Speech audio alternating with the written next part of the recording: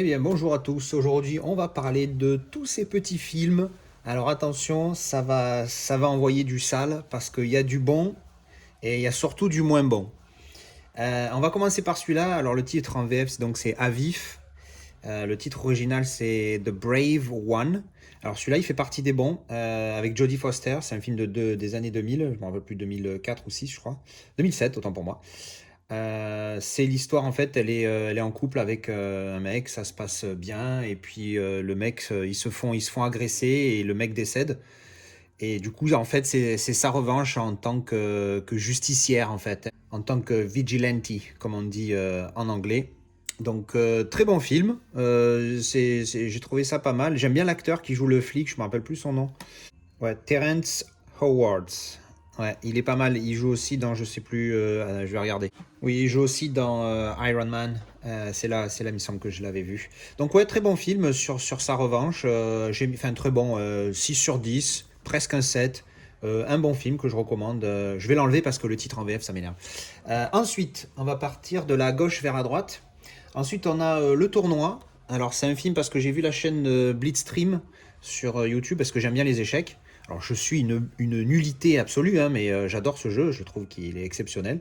Et en fait, j'en ai entendu, donc c'est Kevin de la chaîne Blitzstream sur Twitch, et qui est aussi une chaîne YouTube, je l'ai entendu parler de ce film. Alors, j'ai regardé. Alors, c'est marrant parce qu'il y a un des gars avec qui il Twitch beaucoup, qui joue dans ce film et qui a un rôle assez important. Donc j'ai trouvé ça assez rigolo. Alors, donc je disais, parce que j'ai fait tomber une de mes lumières, qui est un iPhone SE, qui a morflé.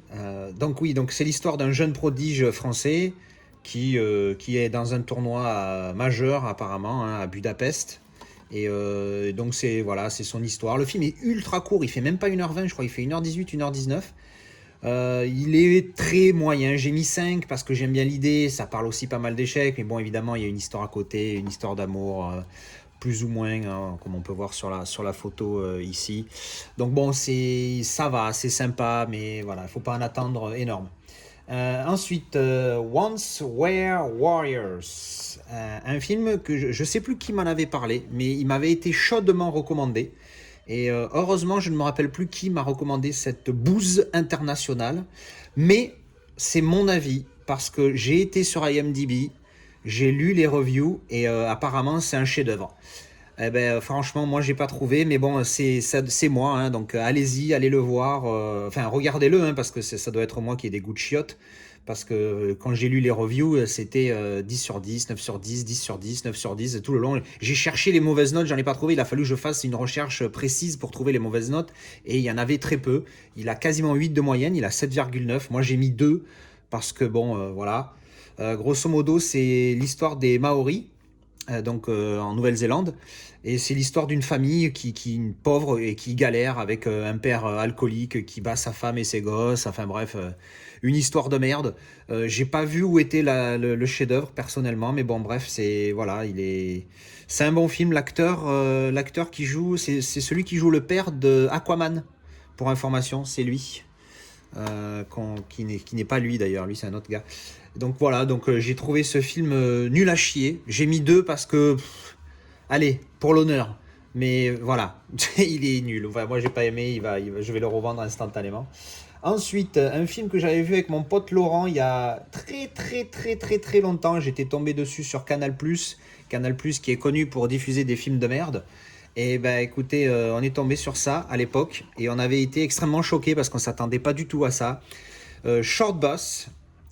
Comment expliquer ce film? Alors déjà interdit au moins de 18 ans, hein, parce qu'il y a du cul, mais c'est limite un porno, hein. Grosso modo, c'est l'histoire d'une sexologue qui n'a jamais eu d'orgasme et qui se retrouve dans un milieu où il y a qui se retrouve à discuter avec un des couples qu'elle aide. L'invite un jour dans une soirée et c'est à partir de là qu'elle commence à faire des rencontres avec des gays, des lesbiennes, des échangistes, etc. Enfin, ça part en couille et c'est le cas de le dire.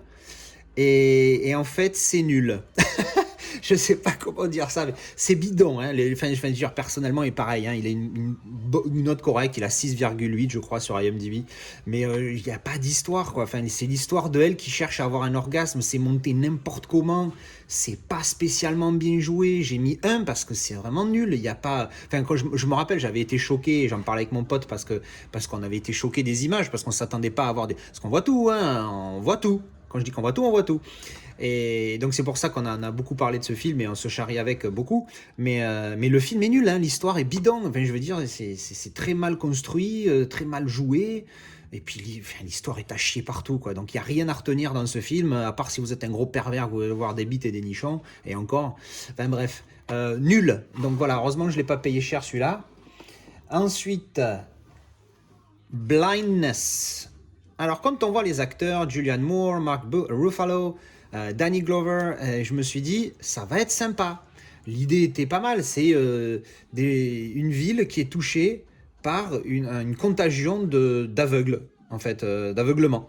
C'est-à-dire qu'il y a un mec, un jour, il est là au volant de sa bagnole, et puis d'un coup, il voit plus rien. Il dit, qu'est-ce qui se passe, je comprends pas ce qui m'arrive, et tout. Et puis, au final, ça devient contagieux, et tout le monde devient aveugle. Enfin, tout le monde. Des gens deviennent aveugles, et ils se font confinés, alors des vrais confinements, hein, pas les confinements fatigués que nous on vit, ils se font confiner dans des entrepôts, mais genre en mode si tu sors on te tire dessus, et en fait c'est leur histoire de gens qui deviennent tous aveugles, et c'est surtout donc les deux là, c'est qui sont un couple, hein, Julianne Moore et Mark Ruffalo.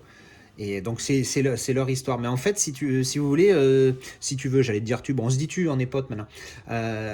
L'histoire, eh ben, elle est nulle. Enfin, je veux dire, c'est un peu comme Short Boss au final. Enfin, c'est nul. Je veux dire, c'est mal fait, c'est pas spécialement bien joué. Il y a de la violence gratuite, des scènes dégueulasses qui n'étaient pas nécessaires. Et puis surtout, ça ne tient pas la route. Alors c'est pas un spoil, mais elle en fait au final, Julianne Moore, c'est donc la femme de Mark Ruffalo, et en fait elle, dès le début on sait qu'en fait elle a jamais perdu la vue, et elle se retrouve confinée avec les soi-disant tous aveugles. Et donc elle peut voir, elle a un pouvoir entre guillemets absolu sur les autres, mais elle s'en sert jamais. Il y a des, enfin je vais pas spoiler le film pour ceux qui veulent aller le voir, mais il y a des moments où elle pourrait se servir de cet avantage qu'elle a. Ah ben non, elle subit. Non, mais ça n'a aucun sens. Très mal écrit, enfin mal fait. Bien joué, oui et non. Enfin, je pourrais pas trop dire. À part Danny Glover qui joue bien son petit rôle. Mais franchement, pareil, c'est un film, c'est glauque pour être glauque. Enfin, j'ai trouvé ça à chier partout. J'ai mis 2, je sais même plus pourquoi j'ai mis 2. Et on va finir sur une bonne note avec Prisoners. Alors, Hugh Jackman, Jack Gyllenhaal.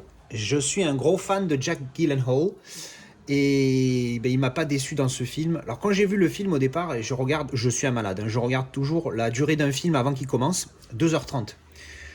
Ça m'a un peu refroidi parce que j'avais prévu de faire autre chose après et tout, puis après je me dis oh merde.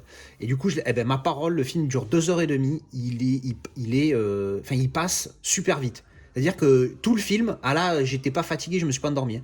Tout le film, j'étais hypé, j'étais à fond pour ça. C'est un thriller, hein, grosso modo. Hein. Qu'est-ce qui se passe donc lui, il a sa gamine, et la gamine d'un couple d'amis à lui et sa femme, donc Hugh Jackman, qui qui disparaissent. Donc on suppute qu'elles ont été enlevées, mais elles disparaissent. Et donc en gros, c'est lui qui cherche ses gosses, et lui est flic. Et il est sur l'enquête, et c'est donc en fait c'est comment est-ce qu'ils vont retrouver ou pas les gamines, et toute l'enquête, et comment ça se passe au niveau de la relation entre le couple et le flic, parce qu'évidemment lui le flic il fait ce qu'il peut, mais le couple c'est sa gosse, tu vois, donc forcément ils sont comme des dingues, et après le père il prend des décisions qui font que, puis bon après je vais pas aller plus loin sinon ça va spoiler, mais un super film, j'ai mis 8.